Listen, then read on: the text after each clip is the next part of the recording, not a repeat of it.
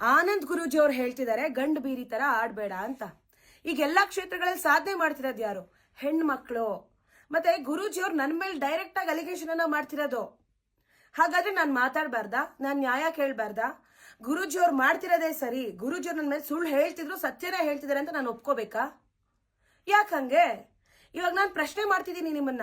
ಮೊದಲು ನಾನು ನಿಮ್ಗೆ ಹೇಳಿದ್ದೆ, ನೀವು ಗಂಡಸೆ ಆಗಿದ್ರೆ ಪ್ರೂವ್ ಮಾಡಿ ಗುರೂಜಿ ಅಂತ. ಅದಕ್ಕೂ ಕೂಡ ಎಷ್ಟು ಜನ ನನ್ನಂತ ಗಂಡಸರನ್ನ ಹಾಳು ಮಾಡ್ದೆ ನೀನು ಅಂತ ಕೇಳ್ತಿದ್ದೀರಾ. ಗಂಡಸನ್ನ ಗಂಡಸು ಅಂದ್ರೆ ಇನ್ನೇನಂತ ಹೇಳ್ತಾರೆ?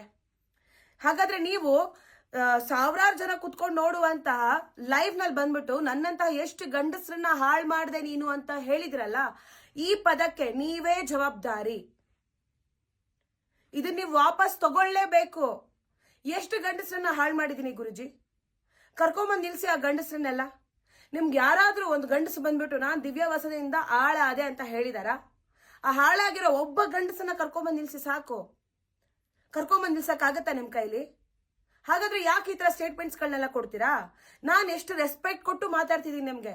ಗುರೂಜಿ, ನಾನ್ ನಿಮ್ಮ ಹತ್ರ ದುಡ್ಡು ಕೇಳಿದ್ನಾ ಗುರೂಜಿ? ನಾನ್ ನಿಮ್ಗೆ ಧಮ್ಕಿ ಹಾಕಿದ್ನಾ ಗುರೂಜಿ?